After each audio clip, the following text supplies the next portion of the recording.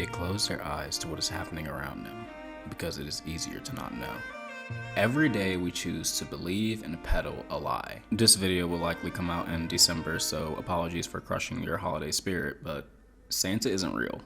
Gasp. Stick with me. Remember you were a kid and your parents told you all about Santa Claus? Why was it so easy to believe? Stick with me. Because it seems everyone was in on the lie. Your friends, your family, teachers, media, everywhere you look. Santa, Santa, Santa. Then to top it all off, they use it to control you. Eat your vegetables, Santa's watching. Don't be naughty, Santa's watching. The bastards. Even though it seems everyone above a certain age knows that Santa is a lie, we still continue to just go along with it. No adult believes in Santa or would govern themselves based on what Santa sees, but we still treat something just as real as Santa much differently. We take this thing as close to reality as Santa, as seriously as you get it, the thing is race. Because believing in Santa is the same as believing in race, except belief in Santa doesn't lead to genocidal acts.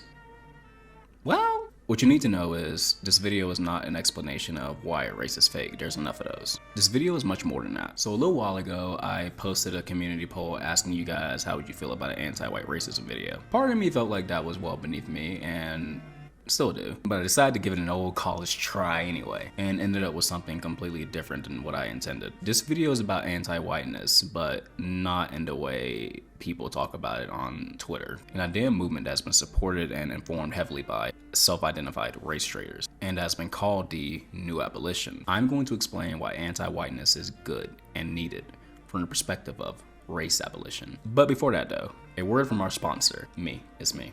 And my Patreons. Shout out to all of you for supporting me and being a great audience in general. I've had a lot of growth lately, which is amazing because this content is not easy to make. You guys help me pursue this full time and are the reason I keep going. All support, whether in the form of a Patreon or a sub to the channel, is appreciated. But if you're just dying to get more content from me and want to see me hear more, Patreon is a great way to do that. You get early access to videos, access to my old content under my old name, The Rant Minority, behind the scenes updates, and you also help me pursue this full time. You can pledge as little as $2 a month, the most popular, or $100 a month, whoever you are, big money. No one's pledged that much yet, but someone did pledge to the $50 one. So I know that $100 one is out there. It's coming. Possibly watching right now. Looking, waiting. I'll find you, part 1. The baggage will phrase. We'll begin by looking at some work by Barbra J. Fields and Karen E. Fields in their highly acclaimed book, Racecraft. So sociologists can have this tendency to define racism as discrimination or structural inequality based on race. Fields and Fields say fuck that. Instead, they argue that racism is not discrimination based on race. Rather, race is an ideology created to justify racism. Racism came first and race followed, which connects to their second argument. There is no reason for race to exist outside of racism.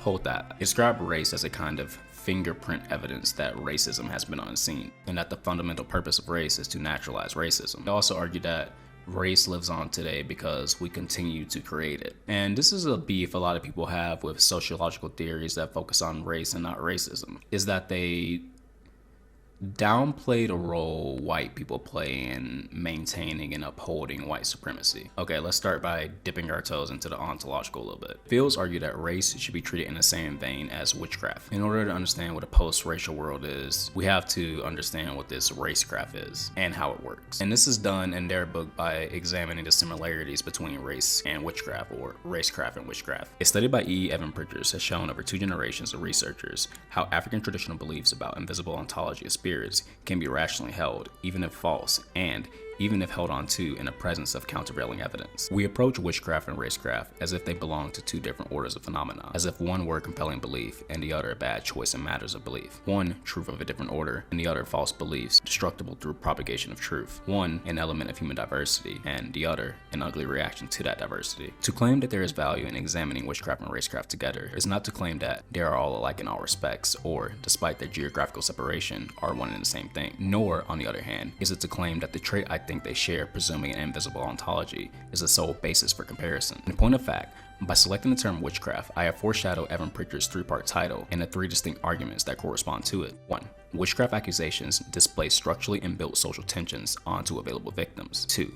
Oracles work within an idiom of thought that seems bizarre, but nonetheless has markedly logical and systemic features. And 3. Professional specialists in magic know how to obtain, within their own logic, both true and tricked results. Racecraft does not refer to groups or ideas about groups' traits, but more to the mental terrain around that belief. Racecraft, they say, originates not in nature, but in human action and imagination. Like Santa. The interest is in examining the reasoning and process of reasoning that managed to make both plausible. Witchcraft and racecraft are imagined, acted upon, and reimagined.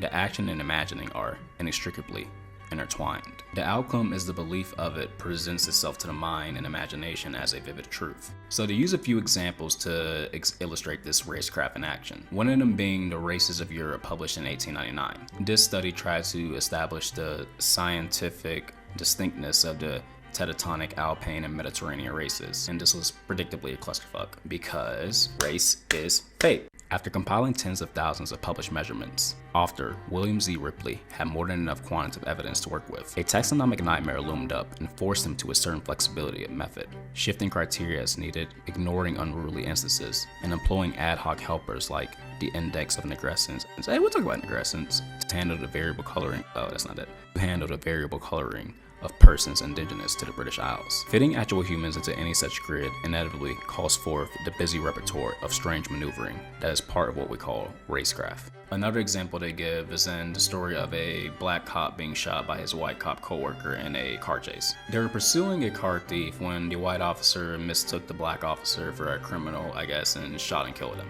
And the analysis a lot of people will have or say is this black officer was killed because of his skin color. The field will say, fuck that. No, it was his fellow officer, not his skin color, that caused the black officer's death. Now, despite this, the officer who killed him and the other co-workers, cops, they apparently showed some type of grief and regret for this accident, right? And to Fields, this shows that maybe this person wasn't like an actively racist person or looking at racism the wrong way. Racism did not require racist. It only required that in a split second before firing a fatal shot, the white officer entered the twilight zone of America's racecraft. And reactions like the officer was killed for his skin color are what they take issue with. This is what they call racism evasion. Racism evasion is transforming racism, something an aggressor does, into a race, something a target is. Take the statement, black Southerners were segregated because of their skin color. Sounds completely normal, right? But in that sentence, segregation disappears as a doing of the segregationists and then reappears as a trait of one part of the segregated whole. In that example, racism, a social practice of racist spatial segregation, becomes race, a trait of black people that has nothing to do with the racist behavior. Segregation seemed to be a property of black people, not something white people impose on them. But even if race being a myth is known amongst most people, and I'm not convinced it is, it still chugs along with racism. Noel Ignatiev and many others have argued that this is because white supremacy is thought of as a non-white issue, feeding white people the script for worker liberation that acts to oppress the entire proletariat, including them. Peter Gelderloos argues that even with these privileges, the whites are still getting played and have been since the start of the deal made with the bourgeois for their privileges. The vast majority of people who accepted their categorization as whites received important economic privileges in comparison to racialized people, yet still remain exploited and abused. Their wage was primarily psychological. They were allowed to identify with the wealthy and powerful, and to imagine themselves as belonging to the same community as all the famous inventors, philosophers, statesmen, and explorers. They were given permission to take partial credit for building Western civilization, which by then had brutally imposed itself across the planet, and in exchange, they accepted the economic opportunities available to them. All of these jobs tended to be grueling, degrading, and dangerous. Fellow whites who exclusively made up the class of bosses and owners in those centuries laughed all the way to the bank day after day. To put it lightly, the deal constituted by whiteness was a deal for suckers, and it remains so to this day. Financiers, lenders, and bankers based their immense wealth on a willingness of whites to sacrifice their future to debt payments. In plain English, the white middle class ideal was not a happy life for most people, it was miserable.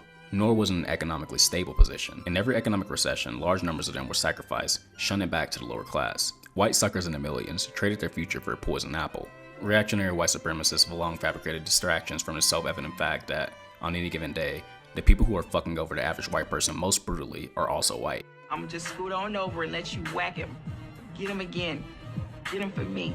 Ignatiev refers to the deal made with white people and the bourgeois as the original sweetheart agreement. The terms of the deal are these: you, white workers, will help us conquer the world and enslave the non-white majority of the Earth's laboring force, and we will repay you with the monopoly of the skilled jobs. We will cushion you against the most severe shocks of the economic cycle, provide you with health and education facilities superior to those of the non-white population, grant you the freedom to spend your money and leisure time as you wish without social restrictions, enable you on occasion to promote one of your number out of the ranks of the laboring class, and in general confer on you the material and spiritual privileges benefiting your white skin. Of course, there are dislocations in this setup. Contradictions between antagonistic forces cannot be resolved except by revolution. The masses of white workers produce vast quantities of value, and there is consequently an unceasing struggle over how this value shall be divided within the pre-imposed limits of the deal. In spite of this unceasing and often fierce struggle, what exists is an opportunistic contract between the exploiters and part of the exploited at the expense of the rest of the exploited. In fact, the original sweetheart agreement. So this race concept has some baggage, and race abolitionists are pointing to whiteness and its defenders as a large part of this issue. The defenders of whiteness aren't just white supremacists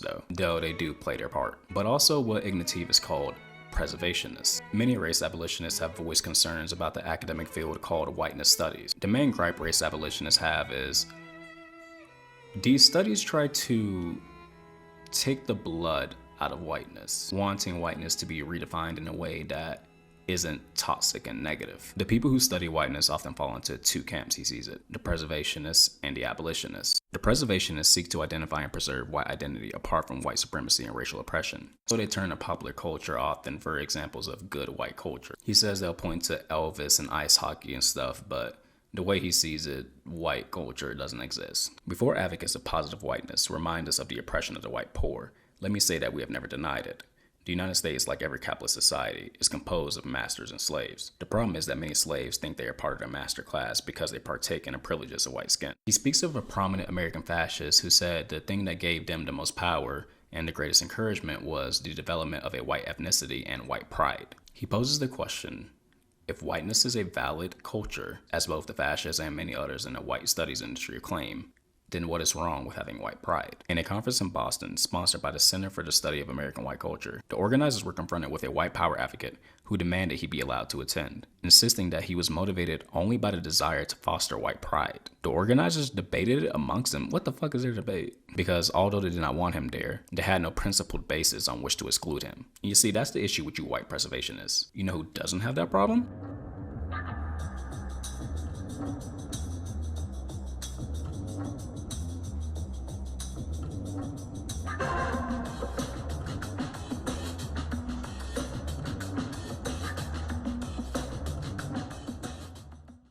Part 2.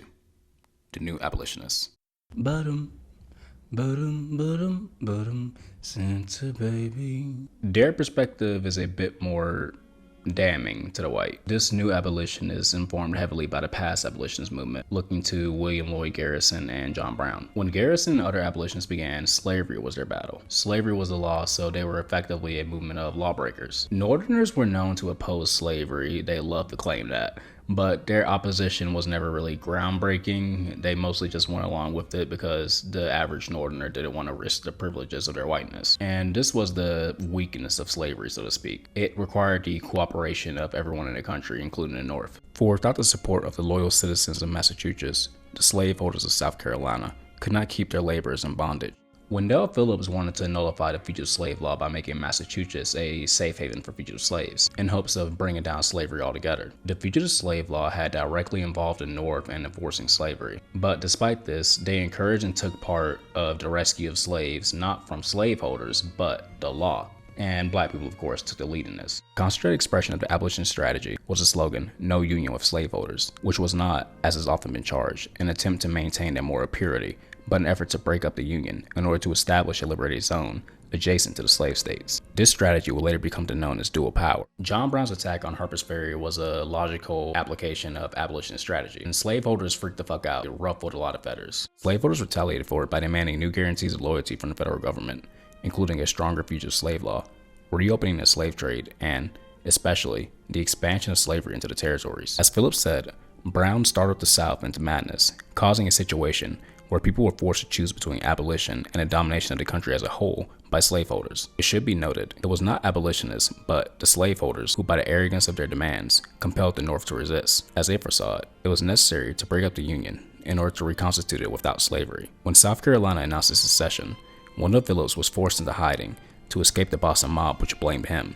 2 years later, he was invited to address the Congress on how to win the war. He recommended two measures which were both implemented: enlist black soldiers, and make it an anti-slavery war. As abolitionists see it, the hostility by white Northerners to abolitionism was evidence that white workers or white proletariats viewed themselves more as white than they did proletariats, meaning they would refuse to identify with the slave and their common class interests. As they see it, the hostility of the white laborers toward abolitionism and their failure to develop a labor abolitionism was a reflection of their refusal to view themselves as part of the class with the slaves. They viewed themselves more as whites than proletariats. Some would say they still do.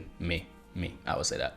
Okay, so that was a bit of background on how the abolitionists are informed, but how does one be anti-white?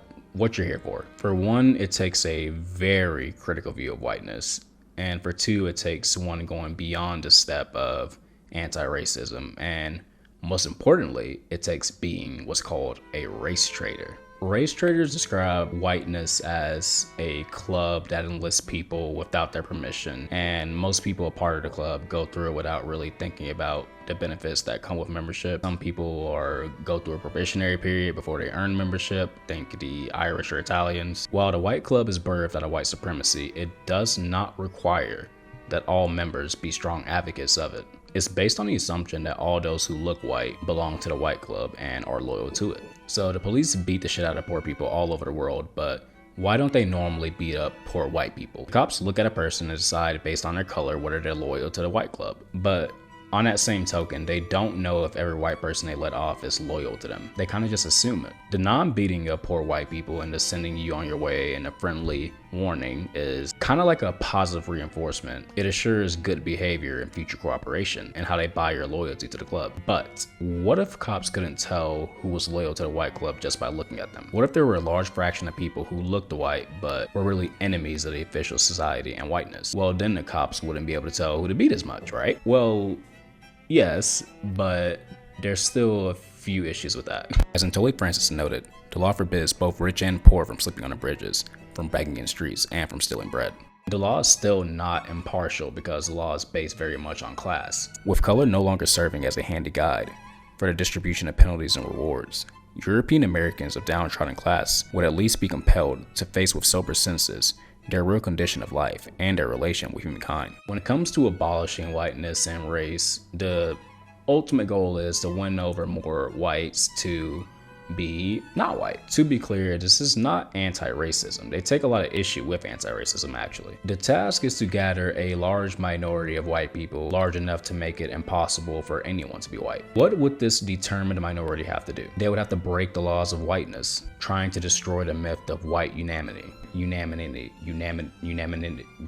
That word. What does it mean to break the rules of whiteness? It would mean responding to every manifestation of white supremacy as if it were directed at yourself. On a collective level, it means opposing any institution that continues to recreate race. The abolitionists oppose all forms of segregation in schools, including tracking by merit. They oppose all mechanisms that favor whites in the job market, including labor unions when necessary, and they oppose the police and courts, which define black people as a criminal class. They are not merely opposed to these things, but seek to disrupt their functioning. The willingness to go beyond socially acceptable anti-racism is the dividing line between good whites and traitors to the white race. A traitor to the white race is someone who is nominally classified as white, but who defies the white rules so strenuously as to jeopardize his or her ability to draw upon the privileges of whiteness. Abolitionism is also a strategy. Its aim is not racial harmony, but class war. By attacking whiteness, the abolitionists plan to undermine the main pillar of capitalist rule in society. Advocating abolitionism of the white race is distinct from what those call anti-racism.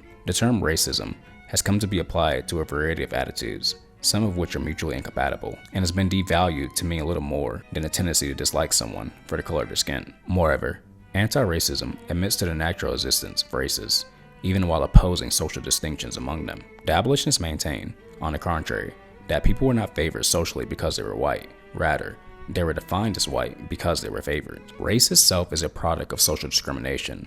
So long as a white race exists, all movements against racism are doomed to fail. The existence of the white race depends on the willingness of those assigned to it to place their racial interests above class, gender, or any other interest they hold. But if enough people were to defect, so to say, it would be an unreliable measure for behavior and ultimately lead to its collapse, ideally. So 2 points define the race traitor ideology. One being race is a myth, we got that one. And 2 being, what is historically constructed can be undone. The first of these is not widely accepted among scientists, at least. However, few scholars or activists have taken the next step. Indeed, one might say that up to now, the philosophers have merely interpreted the white race. The point, however, is to abolish it. When individuals question the rules, the officers are quick to remind them of all they owe to the club and warn them of the dangers they will face if they leave it. Race Traitor, the magazine I'm reading from, aims to dissolve the club, to break it apart, to explode it. Some people who sympathize with our aim have asked us how we intend to win over a majority of so-called whites to anti-racism. Others, usually less friendly, have asked us if we plan to physically exterminate millions, perhaps hundreds of millions of people. That's you dumb Twitter motherfuckers complaining about anti-white racism. Neither of these plans are what we have in mind. As did their counterparts before the Civil War, most go along with the system that disturbs them because the consequences of challenging it are terrifying. They close their eyes to what is happening around them because it is easier to not know. Ultimately, abolishing whiteness to the race traitor means making whiteness a conscious choice and making it difficult for people to choose to be white, actively contesting white space by raising the stakes of those who wish to partake in them. Being a race traitor requires one to be more than anti-racist, but also this anti-racism comes with more than just being against white supremacy. It takes being against all of white supremacy's manifestations and ugly children. Which leads us to our next section, a discussion about one of white supremacy's ugly grandchildren.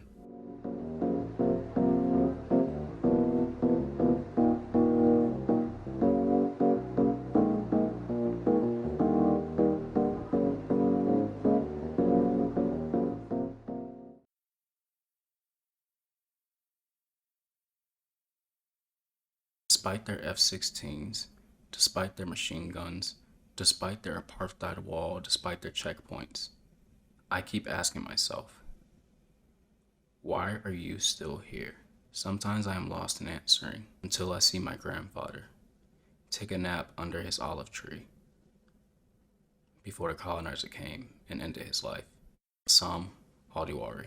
One must reject Zionism to be a proper race traitor. There's much to be discussed here, and this section ended up being kind of the bulk of the video because I felt the responsibility to educate my audience, or educate the audience I have access to. If you don't know much about the current genocide going on, this section is for you. If you need a better understanding of Zionism and its origins, this section is for you. Finally, if you haven't understood the connection between white supremacy, anti-Semitism, and Zionism, this section is for you. I'll be mainly reading from Ignatiev's Treason of Whiteness' Loyalty to Humanity. That's a major source for this video. But I'll also be reading from some Lenny Brenner and also some Benny Morris and a few others, but all that will be in the description.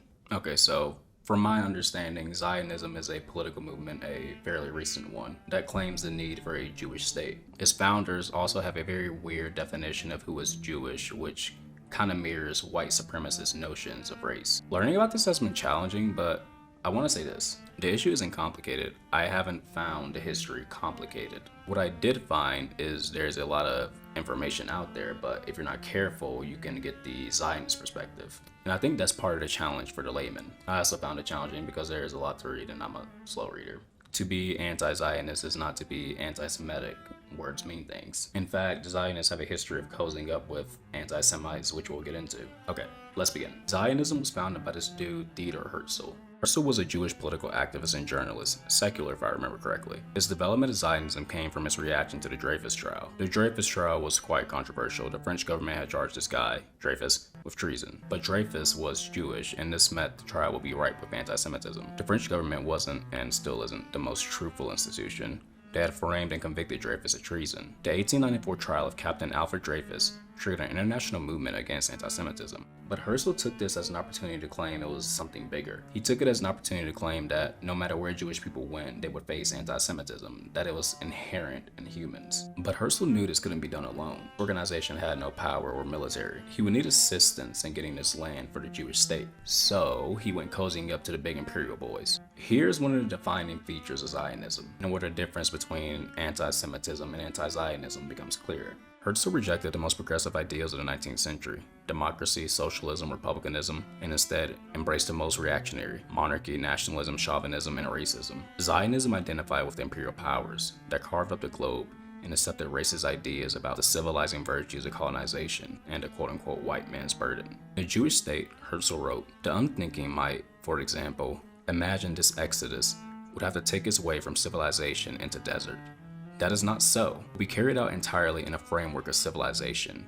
We shall not revert to a lower stage. We shall rise to a higher one. We shall not dwell in mud huts. We shall build new and more beautiful, more modern homes. Totally doesn't sound like a colonizer. Now, I'm no scholar, but I'm pretty sure the European imperial powers haven't been the kindest to Jewish people. But despite this, Herzl, instead of challenging them and their role in keeping anti-Semitism alive, decided he wanted to basically take their place. He had considered other nations before settling on Palestine, but Herzl favored Palestine because, although an agnostic, he wanted to make use of the custom, widespread among Jewish mystics, of going on pilgrimages to the Holy Land and establishing religious communities there. Which really calls into question the whole ideology and movement, right? If you had such a claim to that specific land, why were others considered? Ignatiev writes that there were only 13,000 Jews in Palestine out of an estimated population of 400,000 in that year, 1868.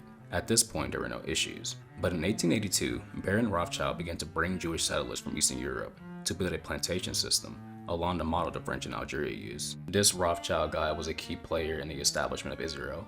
He came from a wealthy family and was Jewish himself, so he had some sympathy for their cause.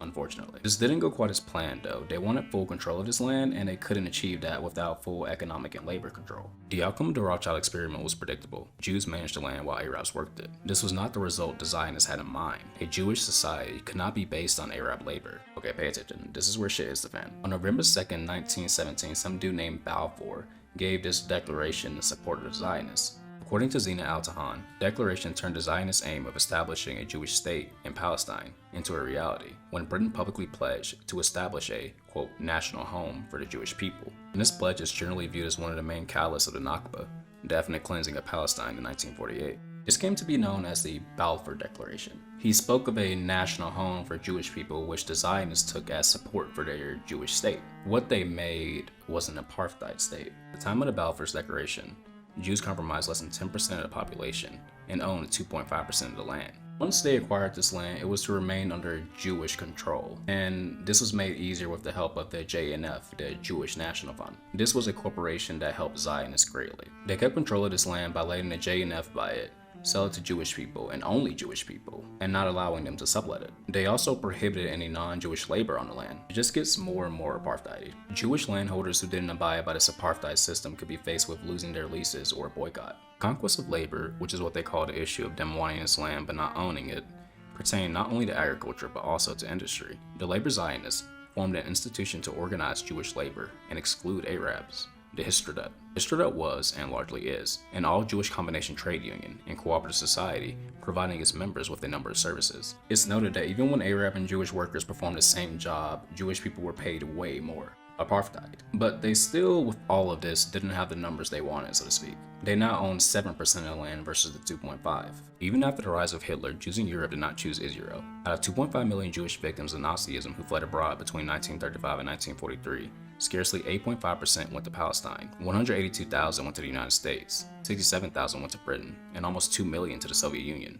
But it is said after the war, the United States began to encourage Jewish settlement in Palestine. Because the US is so sympathetic to the Jewish plight, is what a liar would say. The support for Zionism by the US comes from them literally just not wanting them here, which was the vibes of a lot of countries. Many gave no shit about the Jewish plight, but saw Zionism as an opportunity for them to be like, well, if they can all just go over there, we want to deal with it. Okay, so here comes one of the connections with Nazism. Since many countries weren't trying to let the Jewish people in, this gave the Zionists a little help. They were more concerned with establishing their apartheid state than they were with actually helping Jewish people in a lot of cases. David Ben-Gurion, the first prime minister of Israel, said, "If I knew it would be possible to save all the children in Germany by bringing them over to England, and only half of them by transporting them to Israel, then I would opt for the second alternative, for we must not weigh only the life of these children, but also the history of the people of Israel." There is also Rudolf Kastner, who negotiated the immigration to Palestine of some of Hungary's most prominent Jews, in return for his help in arranging the orderly deportation of the remainder of Hungary's Jews to the camps. Although 75,000 Jews moved to Israel between 1945 and 1948,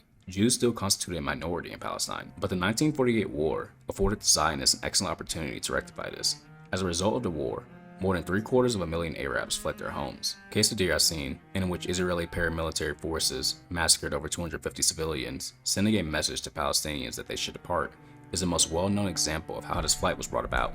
According to testimonies from the perpetrators and surviving victims, Many of the people slaughtered, from those who were tied to trees and burned to death to those who were lined up against the wall and shot by submachine guns, were women, children, and the elderly. As news of the atrocity spread, thousands fled their villages in fear.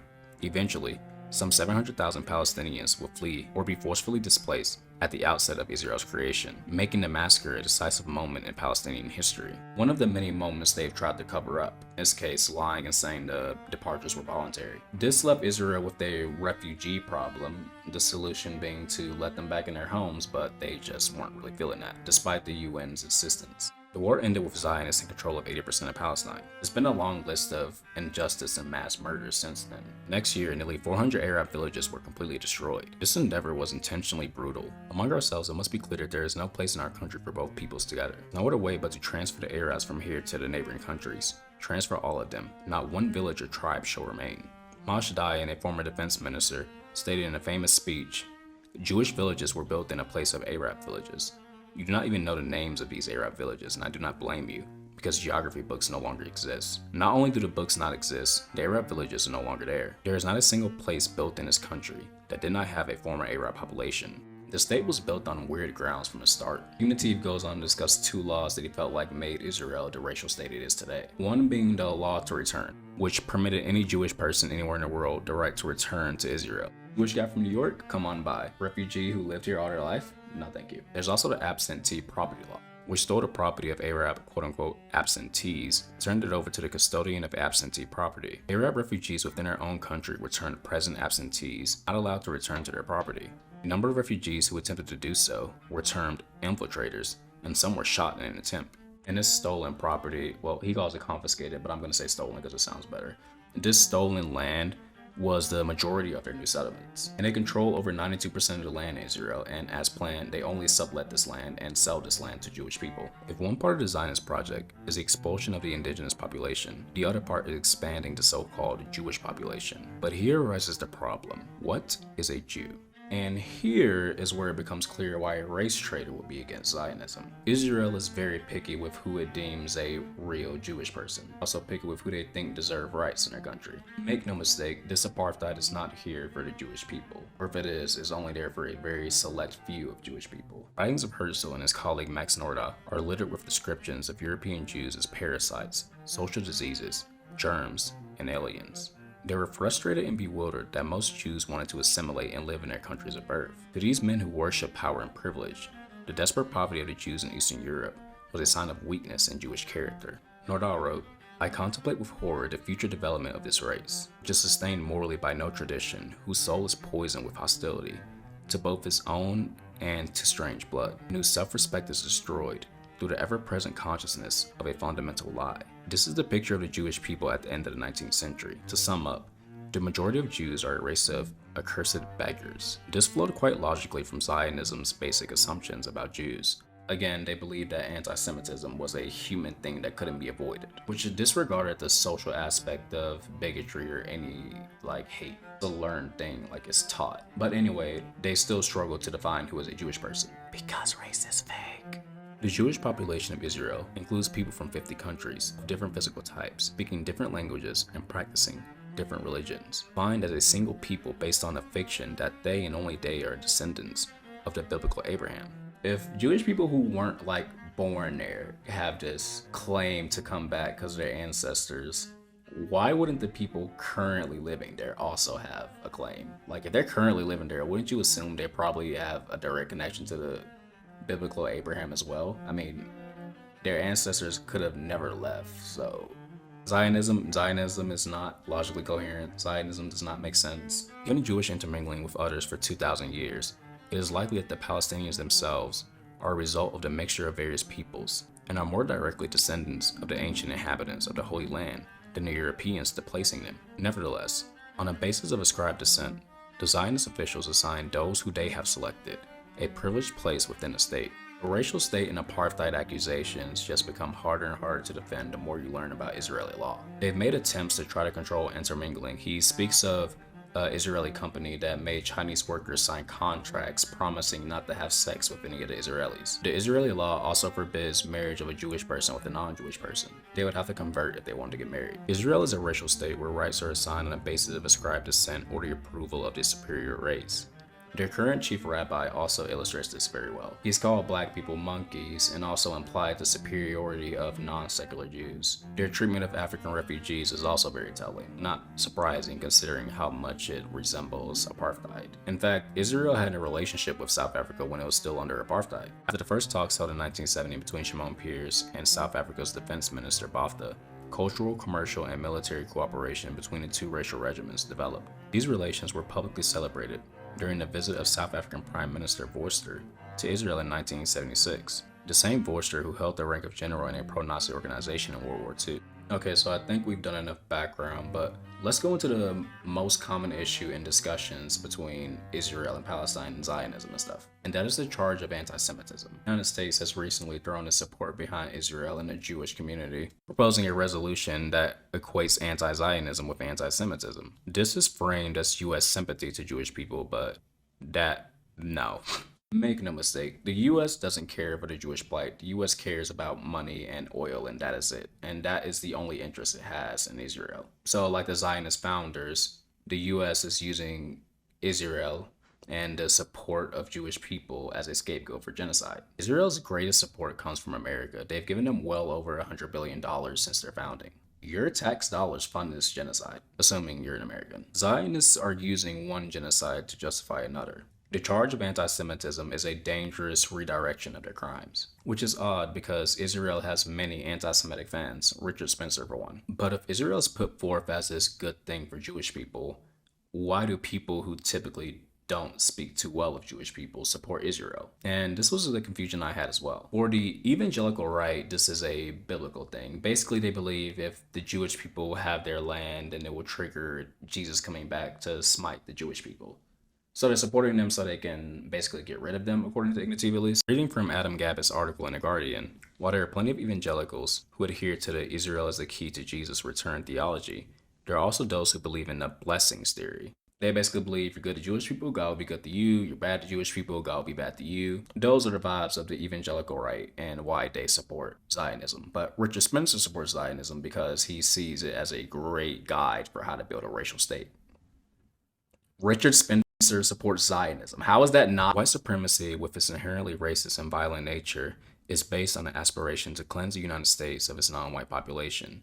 That is, Muslims, Jews, blacks, browns, and LGBTQ people. In the same way that Israel's project is to cleanse all those who stand in the way of its expansionist agenda. The hideous policies of the current Israeli regime and its close alliance with the U.S. establishment must be seen in the context of a long history of occupation and colonization of Palestine. Indeed, it is a reminder that the Nakba is not a thing of the past. That is why a race traitor might be anti-Zionist, or why a race traitor should be anti-Zionist. I didn't plan on this section being possibly the longest part of the video, but it just kind of happened that way.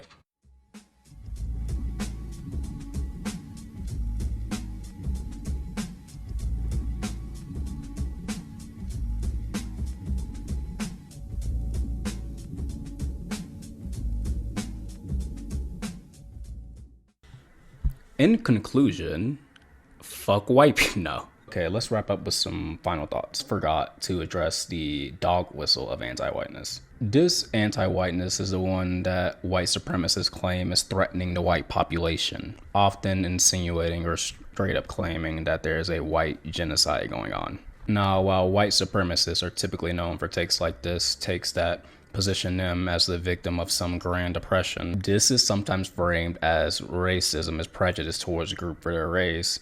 Therefore, when you're mean to white people, that's racist. My fellow people with brains will tell you that no, you can't be racist to white people because XYZ, systemic features, yada yada. I actually don't find that response to be the most helpful. Not because I think it's wrong per se, but because I just think it becomes a battle of semantics at that point. What I think should become the response is questioning why this white person feels whatever is happening to them is because they are white. And why should it take attention away from the racism people of color are facing daily outside of online apps that is systemic and, killing them. Anti-whiteness, as described by the uncharitable, will never hold a candle to the white supremacist society you live in. What I think it is, an attempt to flatten the discussion of discrimination and racism, right? They're trying to make it appear as though this anti-white racism is the same as any other type of racism. It tries to make white people the victims so they can be like, see, look, we face it too. We get discriminated because of skin color too.